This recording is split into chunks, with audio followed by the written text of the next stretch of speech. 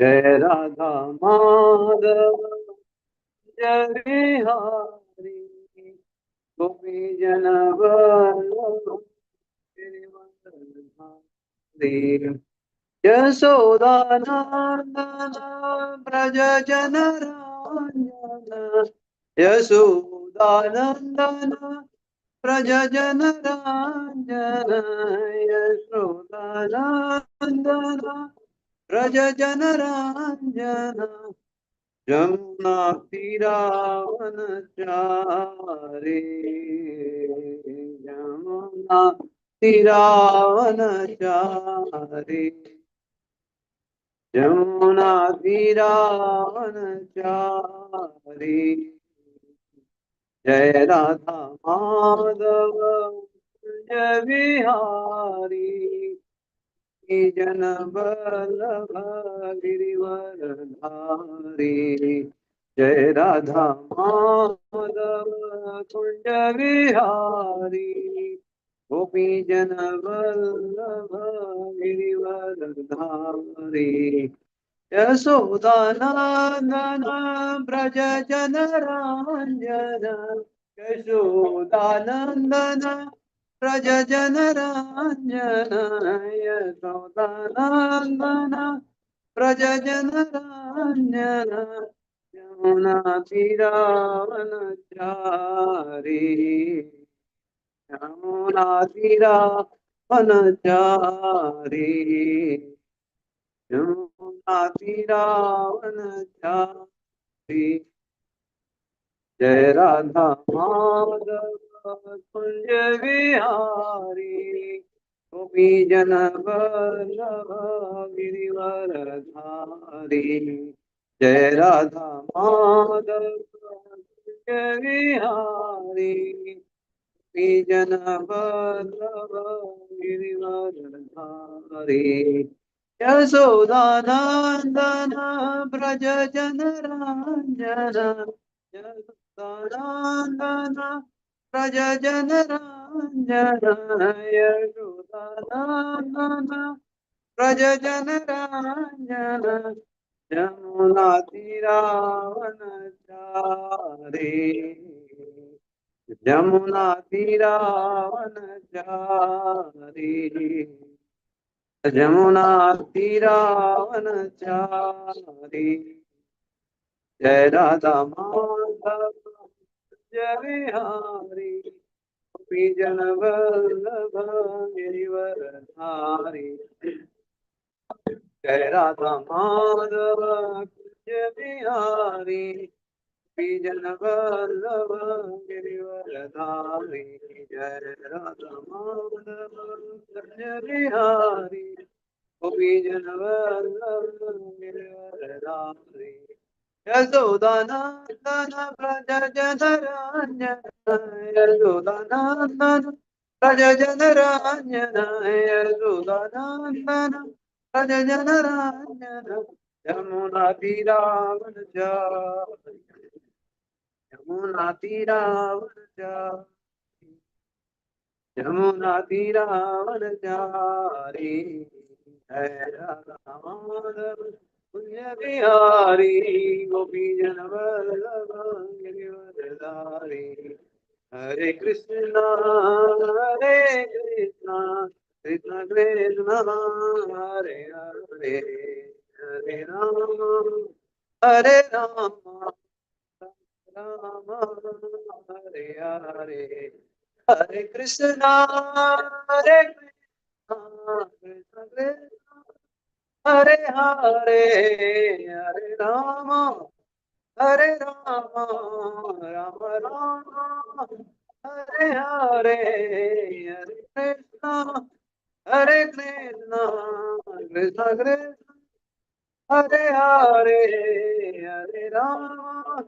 हरे राम राम राम हरे हरे जय राधा गोविंद राधा गोविंद राधे जय राधा गोविंद राधा गोविंद राधे जय जगन्नाथ बलदेवा सुभद्रा जय सुदर्शन जय जगन्नाथ बलदेवा सुभद्रा जय सुदर्शन जय गौरनिताय गौरनिताय गौरनिताय जय गौरनिताय जय गौरनिताय गौरनिताय गौरनिताय जय गौरनिताय जय जय प्रभुपाद प्रभुपाद प्रभुपाद जय जय प्रभुपाद जय जय प्रभुपाद प्रभुपाद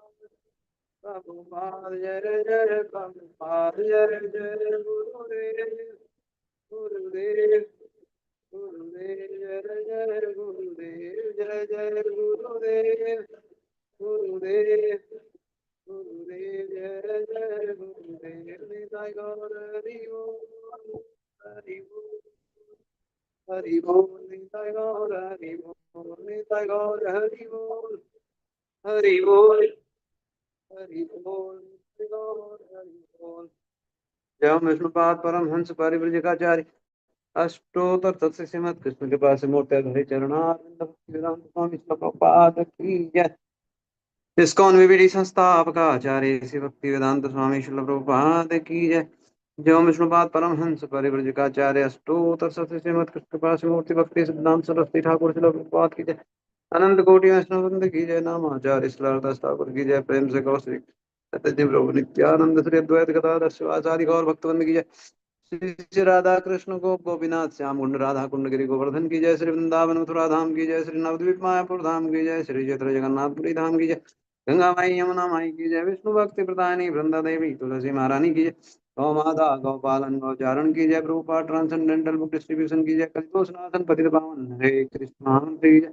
हरिनाम संकीर्तन की जय। गौर प्रेमानंदे हरि हरि बोल। समवेत भक्त वृंद की जय। समवेत भक्त वृंद की जय। भक्त वृंद की जय। श्री गुरु और श्री गौरांग की जय। जगत गुरु शिल प्रभुपाद की जय। चातुर्मास की जय। ओम नमो भगवते वासुदेवाय। नारायणं नमस्कृत्य नरं चैव नरोत्तमं देवीं सरस्वतीं व्यासं ततो जयमुदीरये। नष्टप्रायेषु अभद्रेषु नित्यं भागवत सेवया भगवतिरुत्तमश्लोके भक्तिर्भवति नैष्टिकी। कृष्णाय वासुदेवाय देवकी नंदनाय च नंदगोपकुमाराय गोविंदाय नमो नमः। हरे कृष्णा। तो आज की इस रविवारी सायकालीन भागवतम कक्षा में आप सभी का बहुत बहुत स्वागत है। मैं कक्षा स्टार्ट करूं उसके पहले मैं आप सब लोगों से क्षमा प्रार्थी हूं कि पिछले शनिवार और रविवार के दिन कुछ ऐसा कंफ्यूजन हुआ था कि मेरे वजह से आप लोगों का शायद समय बर्बाद हुआ, ऐसा मुझे गवर्नमेंट गुरु जी ने बताया था। मैंने हालांकि अपनी असमर्थता जाहिर कर दी थी उन्हें फोन पे। वो शायद फोन उनका लग नहीं रहा था उस दिन, कुछ ऐसा इशू था क्योंकि मैं उस दिन ट्रैवल कर रहा था दोनों दिन, और कल भी मेरे को ट्रैवल था तो मैंने आज के लिए मांगा था। इनफैक्ट आज भी मेरे घर में कुछ गेस्ट आ गए थे तो फिर मैंने उनको अभी भेज दिया, ऐसे अकेले ही। गोवा से कुछ भक्त आए थे तो कुछ ना कुछ लगा ही रहता है सैटरडे संडे। तो ये बहुत हम लोगों का सौभाग्य है कि फिर भी हम लोग केन केन प्रकारेण कैसे भी भागवतम का 1 घंटा रोज पठन पाठन कर रहे हैं। तो आज हम लोग पढ़ने वाले हैं श्रीमद् भागवतम तृतीय स्कंद। मेरी आवाज आ रही है ना क्लियर? हाँ प्रभु जी। हाँ, तो तृतीय स्कंद जिसका टाइटल है यथा पूर्व स्थिति, उसमें हम लोग 6वां अध्याय पढ़ रहे हैं जिसका टाइटल है विश्व रूप की सृष्टि। और मुझे बताया गया है कि आज 37वां श्लोक पढ़ना है। सही है?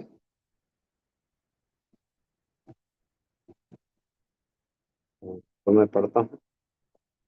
एकांत लाभम वचसो न पुंसाम शुश्रुलोके मूलेर्गुणा गुणवाद माहो श्रुतेश्च वित्तभि उपकृतायाम कथा सुधायाम उपसंप्रयोगम। ऑनलाइन आप लोग पढ़ना चाहेंगे कोई? यस प्रभु जी। पढ़िए। एका जय श्री प्रभुपाद की जय। एकांत लाभम वचसो न पुंसाम सुश्लोक मौले गुण गुणवाद माहु श्रुते च विद्वाद्विरूपाकृतायाम कथा सुधायाम उपसाम प्रयोगम। हरे कृष्ण। अरे हरे कृष्ण प्रभु जी। एकांत लाभम वचसो नुपुंसाम शुश्लोकमौले गुणानुवाद माहु श्रुते सवित्रौ तभिरूपाकृत्याम् तथा सुधायामुपश्यं प्रयोगम। हरे कृष्ण।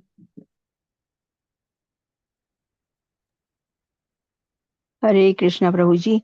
एकांत लाभम वचसोनुपुंसाम शुश्लोकमौलय गुरुवादमाहुः श्रुतेश्च विरूपा कृतायां कथा सुधायामुपसंप्रयोगम। हरे कृष्ण। धन्यवाद प्रभु जी। हरे कृष्ण प्रभु जी। एकान्तलोलाभं वचसानुपंशं सुश्लोकमौले गुणवादम् आहुश्रुते श्रुते च वेदेदौपकृतायां कथा सुधायाम् उपसंरो योगम। हरे कृष्ण। हरे कृष्ण। तो वर्ड बाय वर्ड मीनिंग पढ़ते हैं। एकांत, वह जिसकी तुलना नहीं। लाभम, लाभ। वचसः, परिचर्चा द्वारा। न पुंसाम, भगवान के पश्चात। शुश्लोक, पवित्र। मौलेह, क्रियाकलाप। गुणवादाम, गुणगान।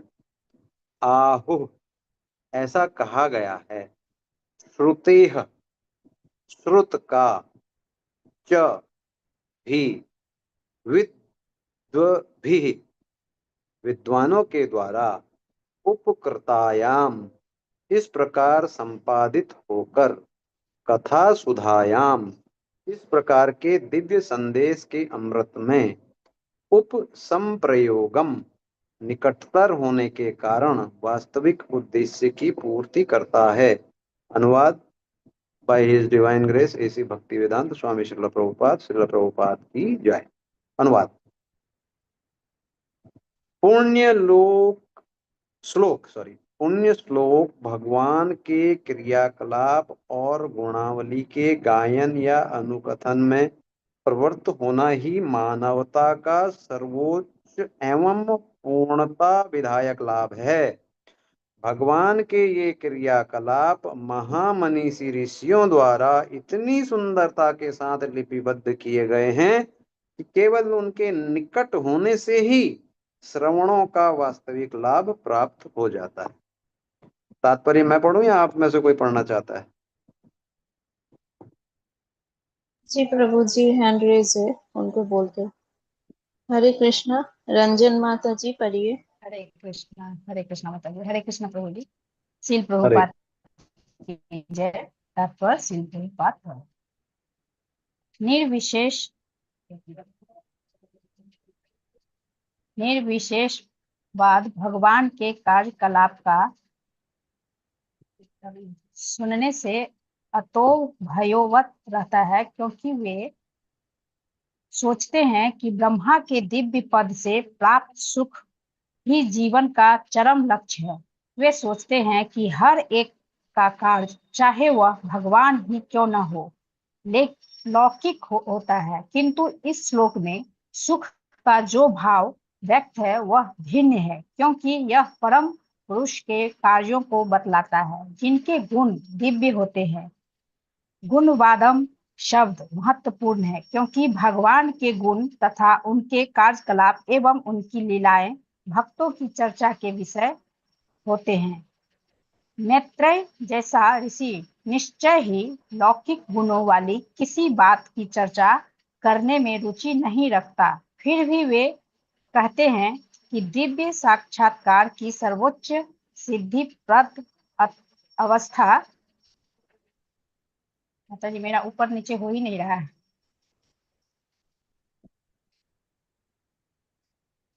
चलिए मैं पढ़ लेता हूँ इसके आगे। जी जी प्रभु जी इसलिए मेरा जीव ऊपर। गोस्वामी जी का यह निष्कर्ष है कि भगवान के दिव्य कर्मों से संबंधित विषय कैवल्य आनंद के दिव्य स्वरूप साक्षात्कार की सीमा से बहुत आगे हैं।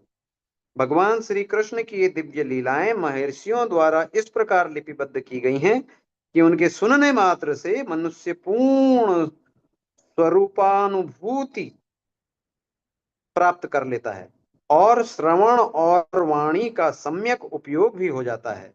श्रीमद् भागवत ऐसे ही महान साहित्यों में से एक है और केवल इसके अंतर विषयों के पाठ करने से जीवन की सर्वोच्च पूर्णता की स्थिति प्राप्त हो जाती है। ओम अज्ञानतिमिरान्धस्य ज्ञानाञ्जनशलाकया चक्षुरोन्मिलितं येन तस्मै श्रीगुरुवे नमः। श्रीचैतन्यमनोभीष्टं स्थापितं येन भूतले स्वयं रूप कदा मह्यं ददाति स्वपदान्तिकम्। वन्देऽहं श्रीगुरु श्रीयुतापदकमलं श्रीगुरु वैष्णवांश्च श्रीरूपं साग्रजातां सगण रघुनाथान्वितं त्वं सजीवं सावद्वैतं सावधूतं परिजना सहितं कृष्ण चैतन्य देवं श्री राधा कृष्ण पादां सगण ललिता श्री विशाखानितांश्च। हे कृष्ण करुणा सिंधु दीनबंधु जगतपते गोपेशः गोपिका कांत राधा कांत नमोस्तुते। तप्त कांचन गौरांगी राधे वृंदावनेश्वरी वृषभानुसुते देवी प्रणमामि हरिप्रिये। वाञ्छाकल्पतरुभ्यश्च कृपा सिन्धुभ्येव च पतितानां पावनेभ्यो वैष्णवेभ्यो नमो नमः। जय श्री कृष्ण चैतन्य प्रभु नित्यानंद श्री अद्वैत गदाधर श्रीवास आदि गौर भक्तवृंद। हरे कृष्ण कृष्ण कृष्ण हरे हरे, हरे राम राम राम हरे हरे। तो आज के इस श्रीमद् भागवतम कक्षा में आपका एक बार फिर से स्वागत है। और जैसा हम सबको पता है, ये श्रावण का महीना चल रहा है, चातुर्मास स्टार्ट हो गया है। चातुर्मास में भी बहुत सारी चीजें हमें करने के लिए कही गई हैं, बहुत सारी चीजें नहीं करने के लिए भी कही गई हैं। उस पर भी हम थोड़ा अगर समय मिला तो चर्चा करेंगे। तो जब करने के लिए जो कही गई हैं चीजें, उनमें ये कहा गया है कि हमें अलग अलग अष्टकम जो लिखे गए हैं उनका उच्चारण करना चाहिए, उनको गाना चाहिए। गजेंद्र मोक्ष हो गया, गोपी गीत हो गए, कुंती महारानी जी की प्रेयर्स हो गई, तो बहुत सारी हैं। तो उसी में एक युगल गीत गाने की भी स्तुति की गई है। तो वो तो हम गाते ही हैं वैसे।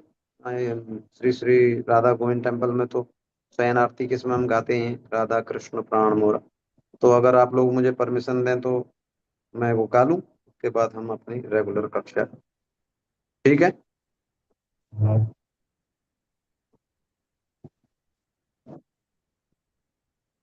यस प्रभु जी।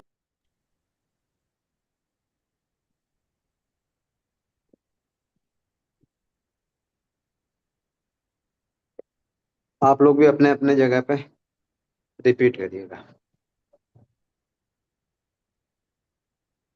राधा कृष्ण प्राण मोरा जुगल किशोर। राधा कृष्ण प्राण मोरा जुगल किशोर। जीवन मरणे गति आर नहीं मोर। जीवने मरणे गति आर नहीं राधा कृष्ण प्राण गल किशोर राधा कृष्ण प्राण गल कालिंदी रे केली कदम्बे रमना कालिंदी रे फुले केली कदम्बे रमना रतना बेदीरा ऊपर कसमो द्विजान रतना बेदीरा ऊपर कसमो द्विजान राधा कृष्ण प्राण गल किशोर राधा कृष्ण प्राण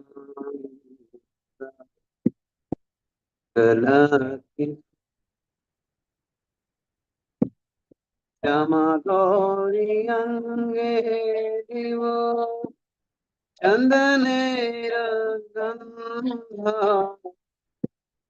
श्यामा गौरी अंगे दिवो चंदनेर गंधा श्यामरा आवो पे तेरी मुक्त चंद्रा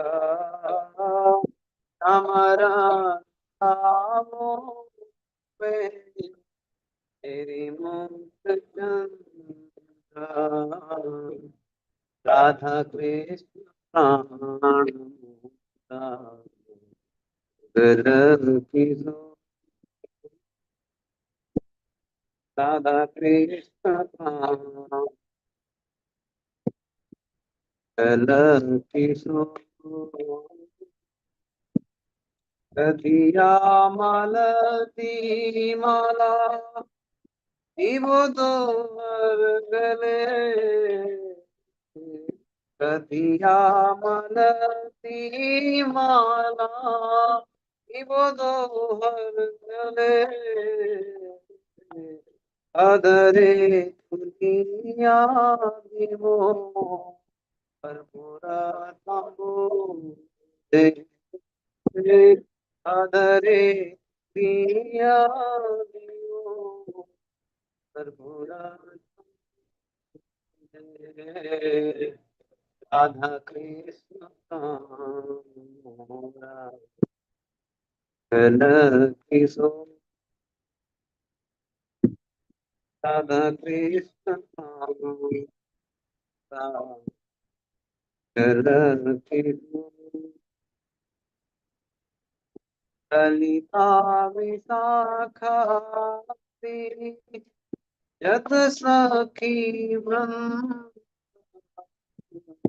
ललिता विशाखाती जत सखी वृंद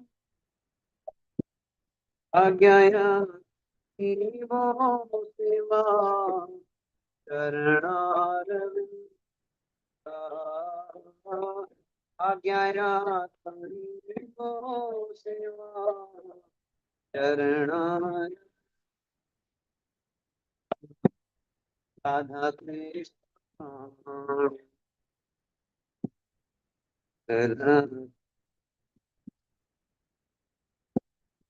राधा कृष्ण गल किशोर श्री कृष्ण चैतन्य प्रभु दासरनु दास कृष्ण चैतन्य प्रभु दासरनु दास देवा दास रे नरोत्तम दास सेवा विलास रे नरोत्तम राधा कृष्ण प्राण किशोर राधा कृष्ण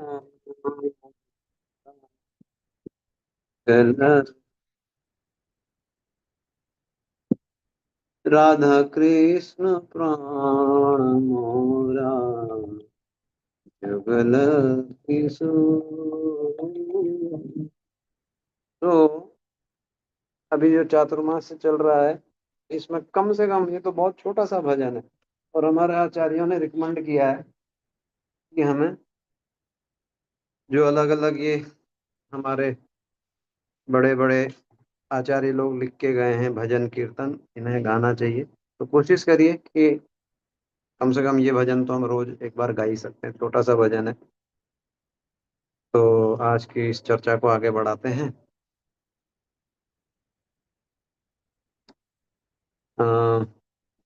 कॉन्टेक्स्ट तो सबको पता है क्या चल रहा है ना? कौन किससे बात कर रहा है वो सब बहुत बार हम बता चुके हैं। आज शायद इतना समय भी नहीं होगा फिर से रिपीट करने का, क्योंकि ऑलरेडी 8 बजने को आया।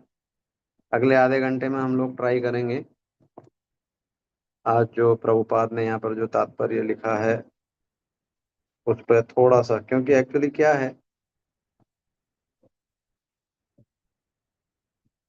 प्रभुपाद के लिखे हुए तात्पर्य को अगर हम अच्छे से पढ़ें और उसका बार बार उस पर मेडिटेशन करें, तो उससे और एडिशनल कुछ आवश्यकता नहीं होती है। फिर भी क्योंकि ये एक कहिए कि परंपरा है कि जब भी हम भागवतम को लेके बैठते हैं तो प्रभु पहले श्लोक पढ़ते हैं, फिर शब्दार्थ पढ़ते हैं, और तात्पर्य पढ़ने के बाद उस पर फिर अपने अपने हम रियलाइजेशन अपने अपने तरीके से कहने की उसको कोशिश करते हैं। तो कहने का मतलब ऐसा नहीं कि प्रभुपाद ने ऐसा कुछ लिखा है कि जो हमें समझ में नहीं आता है। हमें सब समझ में आता है, लेकिन यह है कि बार बार फिर किसी के दूसरे के कहने से हो सकता है उसके कहने का तरीका ऐसा हो जाए कि उससे हम कुछ रिलेट कर पाए, क्योंकि ये भी समय के साथ साथ में चीज़ें बदल जाती हैं। उदाहरण के तौर पे प्रभुपाद की किताबों में बहुत जगह पर पोस्ट ऑफिस का एग्जाम्पल दिया गया है कि यदि हमें भगवान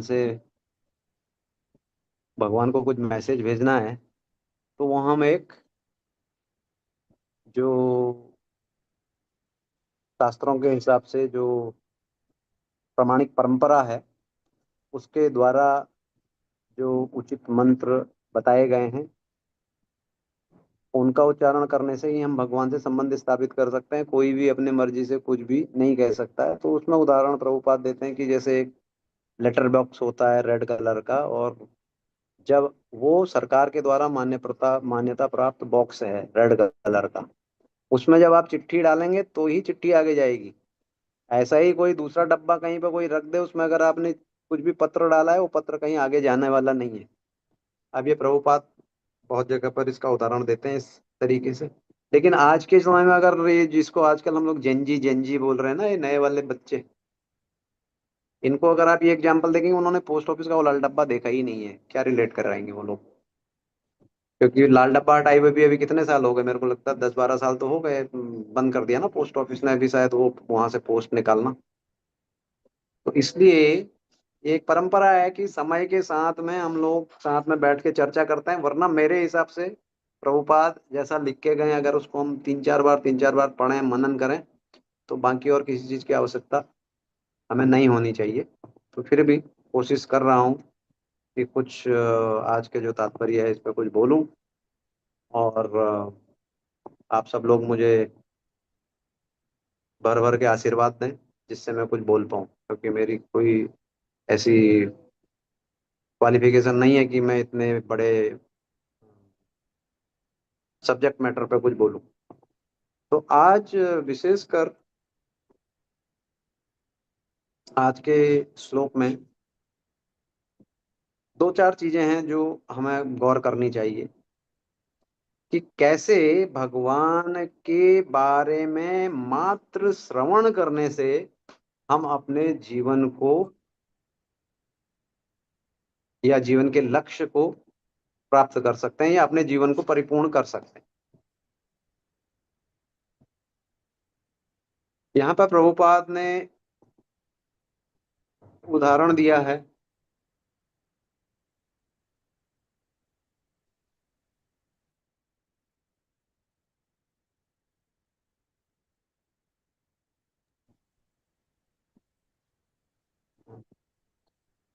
तो हम शास्त्रों के माध्यम से दो उदाहरण लेंगे, एक भगवान कृष्ण के समय का और एक चैतन्य महाप्रभु के समय का। अ, और समझने की कोशिश करेंगे कि कैसे जो निर्विशेषवादी होते हैं, जो भगवान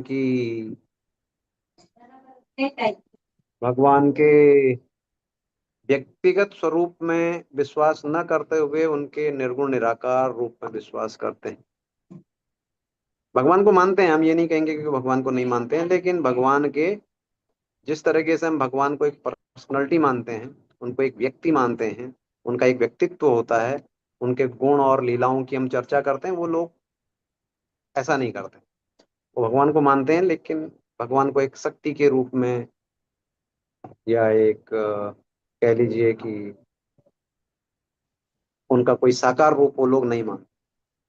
तो निर्विशेषवादी भगवान का गुणगान सुनने से डरते हैं, क्योंकि उनका विचार है कि ब्रह्म ब्रह्म की दिव्य अवस्थिति को प्राप्त आनंद ही जीवन का चरम लक्ष्य है। ये वाला जो आनंद है, इसको हमारे आचार्य लोग ब्रह्मानंद कहते हैं, जिसको लिबरेशन भी कहते हैं।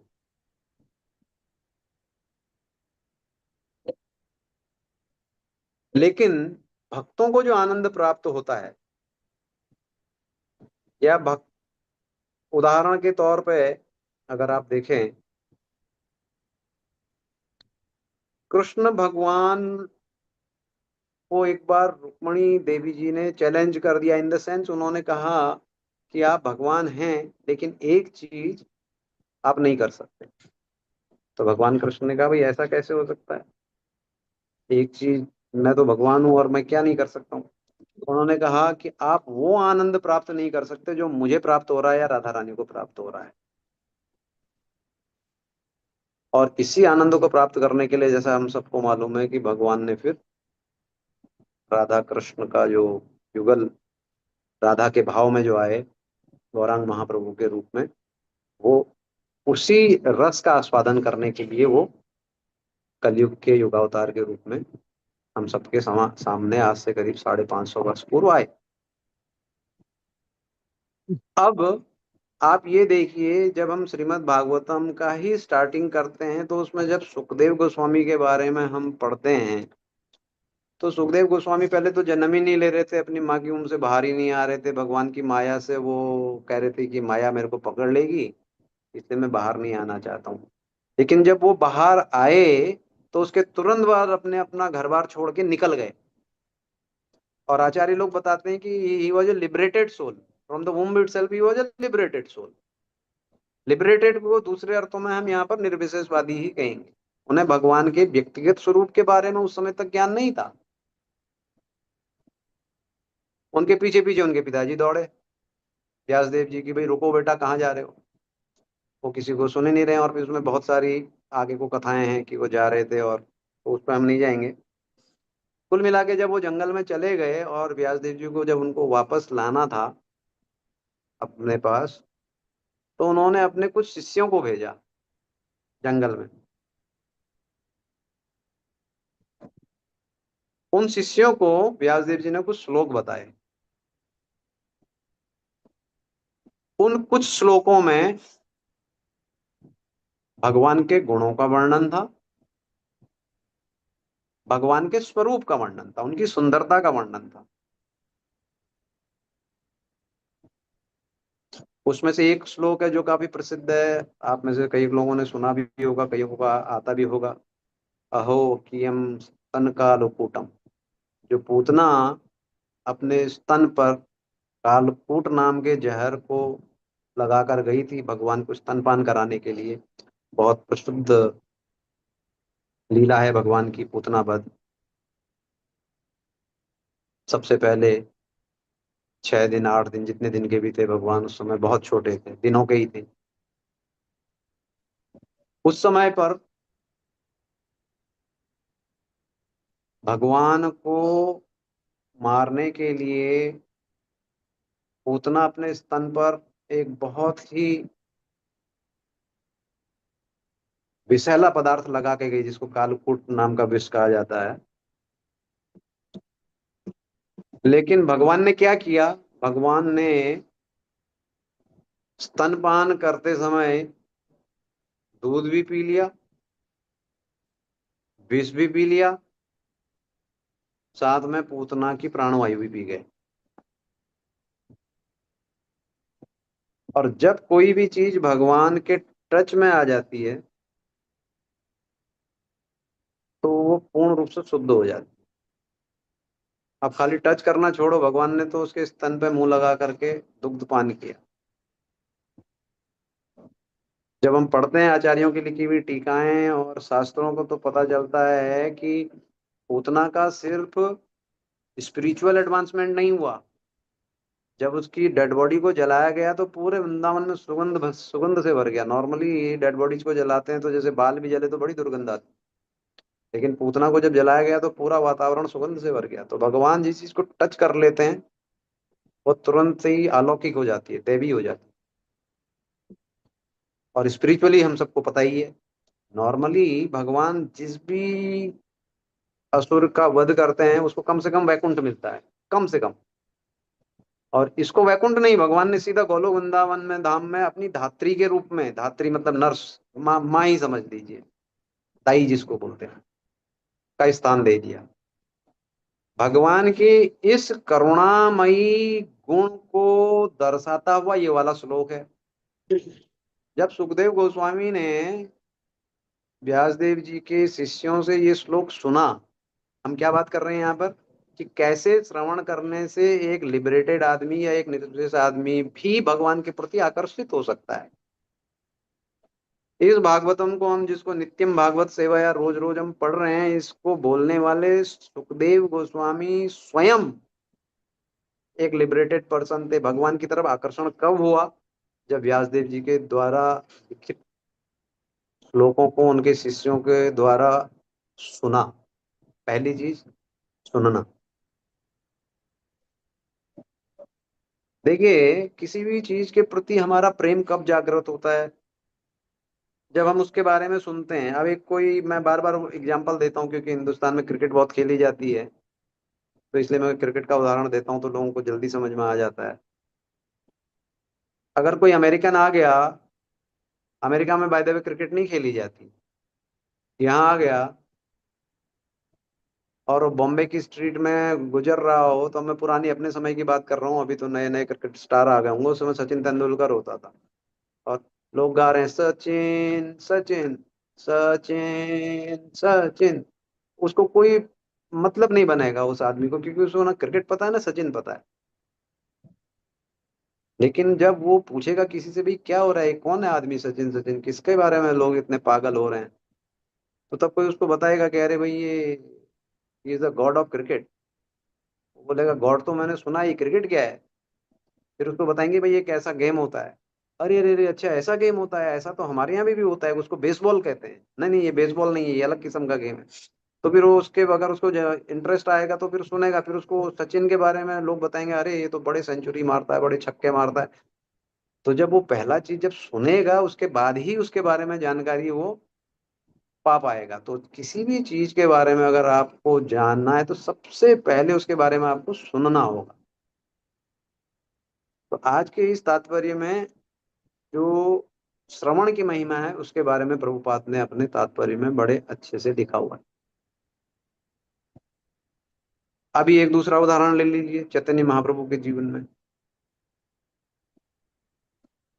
चैतन्य महाप्रभु जब संन्यास ग्रहण करने के बाद में जगन्नाथपुरी आए, तो जगन्नाथपुरी आने के बाद में उन्होंने जो सबसे पहले व्यक्ति के साथ में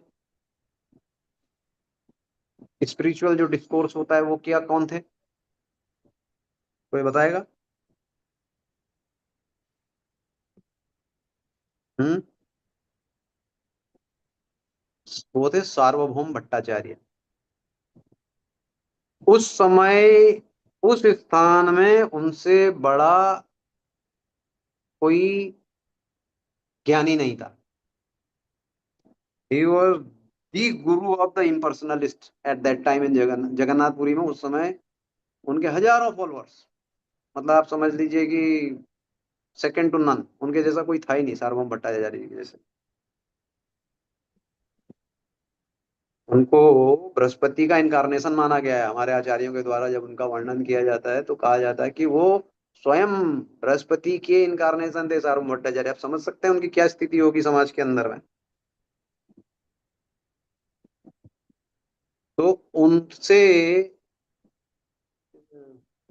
पहले से क्या होता था, एक कहीं पे भी जब साधु लोग मिलते थे तो वो चर्चा करते थे आपस में भगवान के बारे में, शास्त्रों के बारे में, जिससे कि एक दूसरे के चीजों को समझ पाएं और अगर कोई चीज है तो उसका क्लेरिफिकेशन दे पाएं।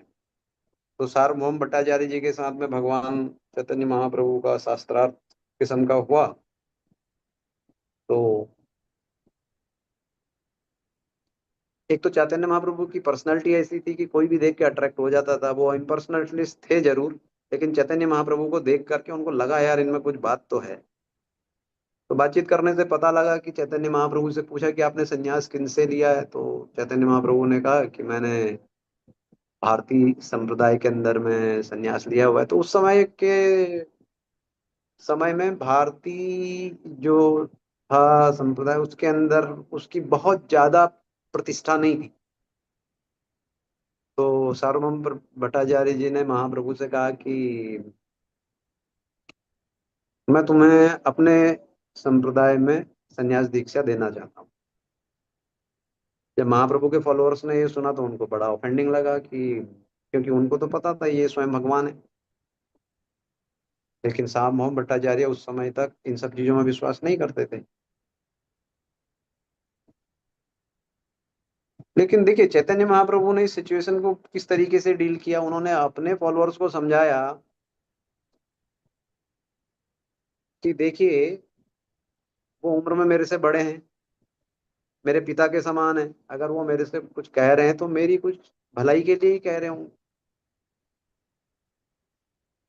उसके बाद बताया जाता है कि चैतन्य महाप्रभु जी ने सार्वभौम भट्टाचार्य जी से सन्यास की ट्रेनिंग ली 7 दिन की। बहुत ज्यादा डिटेल उसके बारे में मुझे भी पता नहीं है कि क्या क्या उसमें डिस्कशन हुआ, बट इतना मैंने पढ़ा और सुना है कि सार्वभौम भट्टाचार्य जी ने चैतन्य महाप्रभु को सन्यास की एक, जैसे आजकल होता है ना हमारे यहाँ इस्कॉन डिसाइपल कोर्स, आप लोगों में से जिन्होंने दीक्षा ली होगी उनको पता होगा इस्कॉन डिसाइपल कोर्स अभी तो कंपलसरी है, दीक्षा लेने के पहले करना ही होता है। तो ऐसे ही चैतन्य महाप्रभु ने 7 दिन की उनसे ट्रेनिंग ली। तो जिस दौरान चैतन्य महाप्रभु ट्रेनिंग ले रहे थे पूरे 7 दिन चैतन्य महाप्रभु ने एक शब्द भी नहीं बोला, पूरा सुनते ही रहे। अब आप सोचिए कोई 7 दिन से आपको कंटिन्यू बोल रहा है, कुछ सुना रहा है और आप कुछ बोल ही नहीं रहे हैं, तो फिर आपको भी डाउट होगा ना कि यार ये कुछ समझ रहे हैं कि नहीं समझ रहे हैं। तो 7 दिन के बाद सार्वभौम भट्टाचार्य जी ने चैतन्य महाप्रभु से पूछ लिया, भाई कुछ आपको कुछ समझ भी आ रहा है कि मैं 7 दिन से ऐसे ही बोले जा रहा हूँ और आप सुने जा रहे हैं। तो चैतन्य महाप्रभु ने कहा कि आप जो वेदांत सूत्र बोल रहे हैं वो तो सही है, लेकिन आप जो तात्पर्य बोल रहे हैं वो तात्पर्य से मैं कंफ्यूज हो जा रहा हूँ। अब देखिए नॉर्मली जो हमारे यहाँ कोई श्लोक होता है तो श्लोक, हमें तो ज्ञान नहीं है संस्कृत का, तो उसके नीचे जब हम तात्पर्य पढ़ते हैं या अनुवाद पढ़ते हैं तो हमें चीज समझ में आती है। लेकिन यहाँ उल्टा हो रहा है, यहाँ महाप्रभु कह रहे हैं कि श्लोक जो बोल रहे हो वो तो मेरे को समझ में आ रहा है, लेकिन जब तुम तात्पर्य बोल रहे हो या उसको समझा रहे हो तो वो मेरे को कंफ्यूज कर रही है चीज, एकदम उल्टा। तो सारू भट्टाचार्य जी ने कहा उदाहरण के तौर पे कुछ बताइए। तो जो आत्माराम वाला जो श्लोक है उसमें बताते हैं चैतन्य अपना सार्वभौम भट्टाचार्य जी ने 9 अलग अलग तरीकों से उसका तात्पर्य दिया। और उसके बाद चैतन्य महाप्रभु से कहा कि अभी आप दीजिए अपनी इस पे परपोर्ट। चैतन्य महाप्रभु ने उसी वेदांत सूत्र को 18 अलग तरीकों से सार्वभौम भट्टाचार्य जी के सामने रखा। और सबसे मजेदार बात यह कि जो सार्वभौम भट्टाचार्य जी ने जो 9 अपने तात्पर्य बताए थे उनको टच भी नहीं किया, उसमें से एक भी कोई मीनिंग ही नहीं थी। और जब सार्वभौम भट्टाचार्य जी ने ये देखा, क्योंकि एक हीरे की परख एक जौहरी कर सकता है ना, तो ये साधारण आदमियों के समझ में आने वाली बातें नहीं है। क्योंकि सार्वभौम भट्टाचार्य उस समय के इतने बड़े आचार्य थे, तो उनको तुरंत समझ में आ गया भाई ये आदमी नॉर्मल नहीं है। और इसी जगह पर सार्वभौम भट्टाचार्य ने चैतन्य महाप्रभु के चरणों में सरेंडर कर दिया अपने फॉलोअर्स के सामने। तो ये एक दूसरा उदाहरण हो गया जहां पर भगवान के बारे में सिर्फ सुनने मात्र से, और बाकी कोई चैतन्य महाप्रभु ने कुछ ऐसा जादू मंत्र या कुछ तो नहीं किया ना, सिर्फ श्रवण किया सार्वभौम भट्टाचार्य ने चैतन्य महाप्रभु के मुंह से। तो ये है श्रवण की महिमा। इसके अलावा हमारे शास्त्र भरे पड़े हुए हैं जहां पर सिर्फ सुनने सुनने मात्र से लोग लिबरेट हो गए, भगवान के धाम चले गए। एक नहीं, कितने हैं। आप भागवतम के अंदर में ही कितनी कहानियां पढ़ सकते हैं यहाँ पर सिर्फ और सिर्फ श्रवण मात्र से। और ये भागवतम तो पूरी है ही श्रवण पे। परीक्षित महाराज क्या कर रहे हैं, सुनी तो रहे हैं भागवतम, और क्या कर रहे हैं। तो हमारी जो नवदा भक्ति है उसके अंदर में पहला जो सोपान होता है वो श्रवण का ही होता है। श्रवणम कीर्तनम विष्णु। हालांकि जो नवदा भक्ति है उसका जो जो जिसको आप आत्मा कहेंगे वो स्मरणम होता है। क्योंकि अगर आप श्रवण कर रहे हैं और भगवान का स्मरण नहीं है तो बेकार है। कीर्तन कर रहे हैं, भगवान का स्मरण नहीं कर रहे हैं तो बेकार है। पाद सेवन कर रहे हैं, स्मरण नहीं कर रहे हैं तो बेकार है। अर्चनम कर रहे हैं या वंदनम कर रहे हैं या साख्यम कर रहे हैं या आत्मनिवेदन कर रहे हैं, कुछ भी कर रहे हैं नवदा भक्ति के अंदर में, अगर स्मरण नहीं कर रहे हैं तो बेकार है। फिर वो स्पिरिचुअल नहीं है, फिर वो रिचुअल है। स्मरणम जिस प्रकार हमारे शरीर के अंदर में हमारी आत्मा है, इसी प्रकार से स्मरण इस नवदा भक्ति की आत्मा है। लेकिन आप स्मरण तभी कर पाएंगे जब आप सबसे पहले श्रवण करेंगे। यदि आप उनके बारे में, किसी के बारे में अगर आपने यथा योग्य श्रवण नहीं किया है तो स्मरण करने का सवाल ही नहीं होता है। इसलिए श्रवणम स्मरण से भी महत्वपूर्ण हो जाता है। क्यों? स्मरणम आएगा तभी जब श्रवणम करेंगे। आत्मा तभी प्रवेश करेगी जब आप उसको कुछ बनाएंगे, कुछ बॉडी बनाएंगे उसकी, तभी आत्मा प्रवेश करेगी उसके अंदर। तो श्रवण कीर्तन जब आप करते हैं तो उसके बाद आप जब भगवान के बारे में इनफ बहुत ज्यादा सुन लेते हैं, भगवान के प्रति आपका थोड़ा प्यार बढ़ता है, तो फिर आपको भगवान की स्मरण रहती है। वरना आप कुछ भी करते रहिए, वो फिर स्पिरिचुअल नहीं है, फिर वो रिचुअल है। इसलिए आज के श्लोक में श्रवण की महिमा का बड़े अच्छे से प्रभुपाद ने एक्सप्लेन किया हुआ है। हमारे आचार्यों को ही देख लीजिए। आचार्यों को हम अभी चैतन्य महाप्रभु से ही देख लीजिए। चैतन्य महाप्रभु प्रहलाद महाराज और ध्रुव महाराज की कहानियां हजारों बार सुने उन्होंने।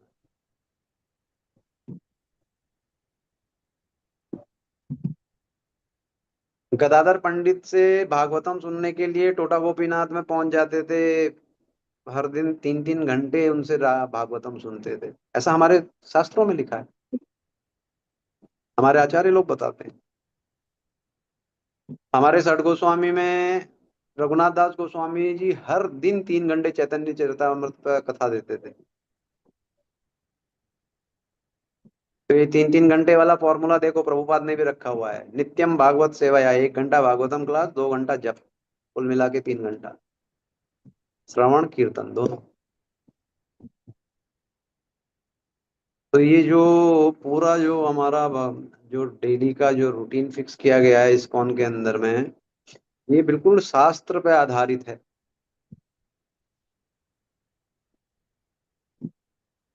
तो इसलिए हम लोगों को रोज आप तो बहुत धन्य लोग हैं जो रोज के रोज सैटरडे संडे भी आप लोग नहीं छोड़ते हैं। मैं तो आपके सही में सबके चरण पकड़ना चाहता हूँ।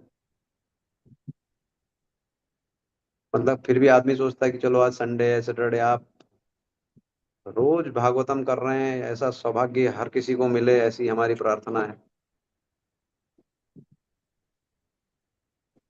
इसीलिए कहा गया है कि शुरुआत में भगवान ने भी, देखिए कितना अच्छा मनुष्य का डिजाइन किया हुआ है। एक मुंह दे रखा है, दो कान दे रखे हैं कि ज्यादा सुनो, जब पूरा पचा लो तब कुछ बोलो। अब ये मेरे को तो सेवा दी है इसलिए मैं बोल रहा हूँ, वैसे मैं भी बोलने के काबिल नहीं हूँ, फिर भी अब सेवा भाव से मैं बोल रहा हूँ।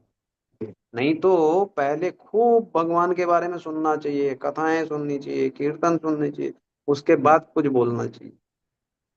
लेकिन क्या है, वाचो बेगम, हमें बोलने की बहुत जल्दी रहती है। ठीक है, इंथुजियाज्म होना चाहिए, लेकिन सबसे पहले हमें अपनी फिलॉसफी को अच्छे से सुनना चाहिए, उसको पचाना चाहिए, तभी कुछ बोलना चाहिए। तो अभी तो क्या हो गया है, मोबाइल फोन का जमाना है। 200 रुपये में अनलिमिटेड, श्रवण नहीं बोलते हैं वो लोग, अनलिमिटेड टॉक टाइम। बोलिए, खूब बोलिए, अनलिमिटेड बोलिए। 200 रुपये में जितना बोलना है उतना बोलिए। आपकी आदतें खराब हो रही। अनलिमिटेड श्रवणम होता तब भी समझ में आता। अनलिमिटेड टॉक टाइम है, बोलते रहिए, कुछ भी बोलिए, मतलब बने ना बने। तो ये आज का समय है, thanks to this new technology of mobile. तो हम लोगों को थोड़ा इस चीज़ों में सतर्क रहना चाहिए, और अपने समय का हमें सदुपयोग करना चाहिए, भगवान के कथाओं का श्रवण कीर्तन करना चाहिए। तो इसी के साथ आज की कक्षा को यहीं पे विराम देंगे। और भी कुछ इसमें आगे है, बहुत कुछ है।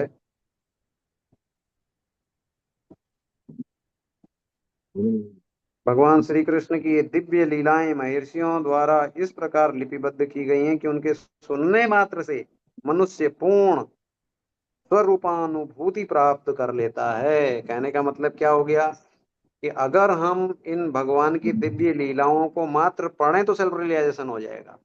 कोई आपको वो अष्टांग योग और वो हिमालय में जाके तपस्या और कुछ भी करने की जरूरत नहीं। यहाँ पर लिख रहे हैं प्रभुपाद, भगवान श्री कृष्ण की दिव्य लीलाएं महर्षियों के द्वारा इस प्रकार लिपिबद्ध की गई हैं कि उनके सुनने मात्र से मनुष्य पूर्ण स्वरूपानुभूति सेल्फ रियलाइजेशन कर लेता है, और श्रवण और वाणी का सम्यक उपयोग भी हो जाता है।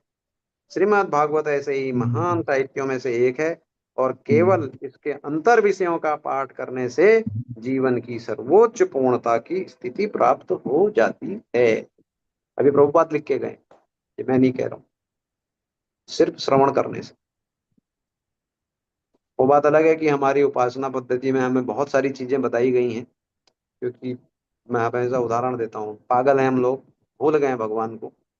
तो जैसे पागल को बहुत सारी चीजें ट्राई करवाते हैं कि शायद कोई चीज से इसकी स्मरण शक्ति वापस आ जाए, है ना। डॉक्टर बोलता है क्या क्या इसको पसंद है, तो वो सब चीज उसको करवाते हैं घर वाले। हाँ भाई, टूरिस्ट स्टेशन पे भी ले गए, यार इसको घुड़सवारी करनी अच्छी लगती थी, घोड़े पे बैठा है, क्या मालूम कहाँ पर दिमाग खुल जाए। इसलिए हम लोग बहुत सारी चीजें अपने जीवन में करते हैं, लेकिन प्रभुपाद यहाँ पे कह रहे हैं कि अगर आप सिर्फ और सिर्फ श्रवण भी करेंगे तो आपको सेल्फ रियलाइजेशन हो जाएगा। इतनी महिमा है श्रवण की। तो आप बहुत भाग्यशाली हैं, हर दिन भगवान के भागवतम का आप लोग पठन पाठन करते हैं। आप लोगों की वजह से मेरा भी थोड़ा बहुत प्योरिफिकेशन हो जाता है, क्योंकि ये जो 1 घंटा आप लोगों के साथ में बिताता हूँ, इसमें मैं दुनियादारी में से हट के थोड़ा भागवतम पर अपना ध्यान लगा पाता हूँ। इसके लिए मैं गौर मोहन प्रभु जी का और आप सब लोगों का हमेशा ऋणी रहूंगा। बहुत बहुत धन्यवाद। अगर किसी का कुछ प्रश्न हो तो एक आध प्रश्न ले सकते हैं, नहीं तो आज की क्लास को यहीं पर विराम देते हैं। हरे कृष्ण। हरे कृष्ण प्रभु जी, दंडवत प्रणाम। हरे। प्रभु जी, मैं कुछ बताना चाहती हूँ, अगर हाँ आपको प्लीज, परमिशन। बताइए बताइए। प्रभु जी, मैंने वैष्णव आचार्य से सुना है कि वो बहुत आपने बोलने पर बोला ना, विक्की बोलते हैं हम, तो वो कथा बोल रहे थे। और जो ऑडियंस है वो उनकी कथा सुन के थोड़े बोर हो रहे थे, मतलब तो मतलब बहुत टाइम ले रहे थे, टाइम टेकिंग प्रोसेस ले। तो इतना टाइम ले रहे थे कि उनको भूख लग जाती थी तो भी छोड़ते नहीं थे, इतना बोलते ही जाते थे भगवान के एक श्लोक पर, बहुत सारा बोलते थे एक ही श्लोक पर। तो इतना वो तो भगवान की कथा है, अनंत कथा है, भगवान की महिमा अनंत है। लेकिन बोलने पर वो कोई किसी ने बोला कि प्रभु जी आप बहुत मतलब इतना टाइम मत लीजिए, सब बोर हो जाते हैं।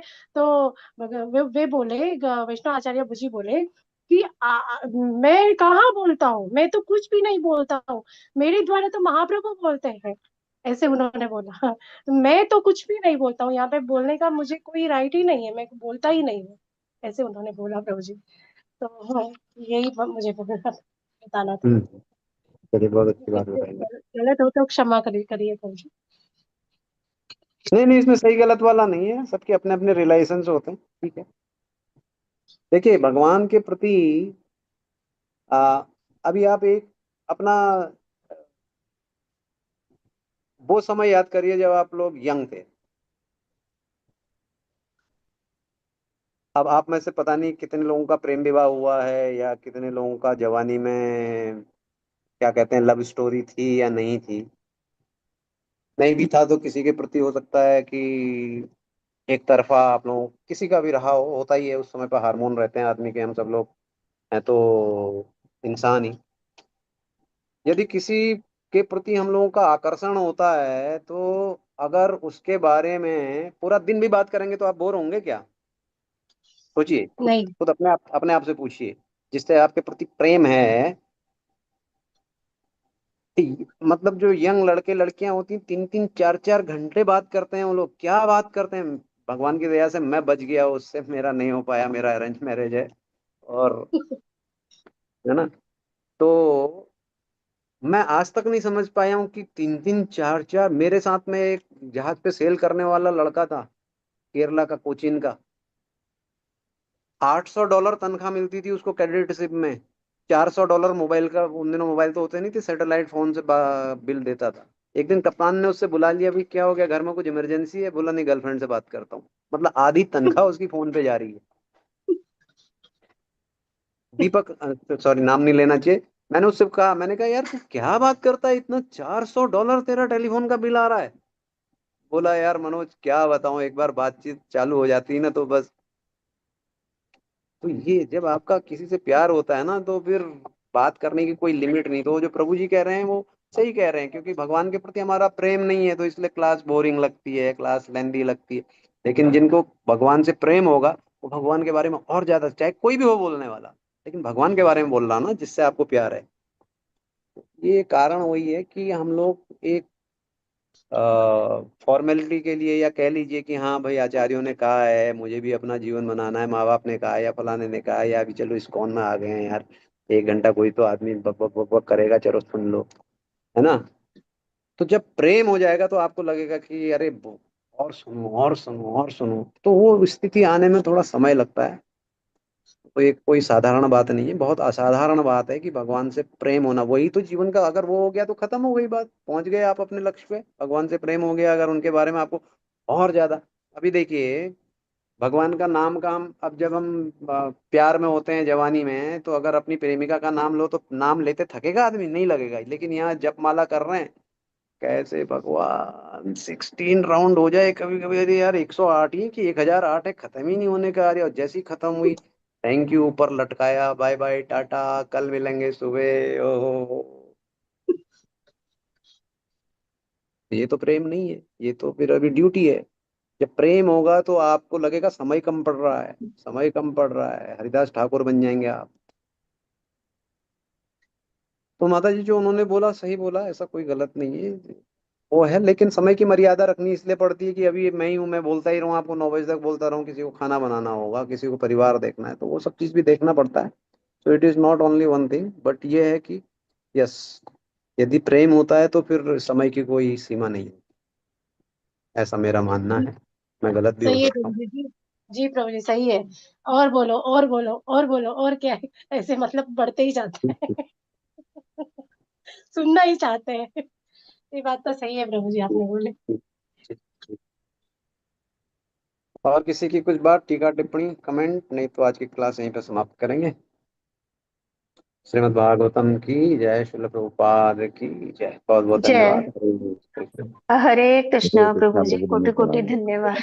हरे कृष्णा, सादर चरण वंदन, दंडवत प्रणाम।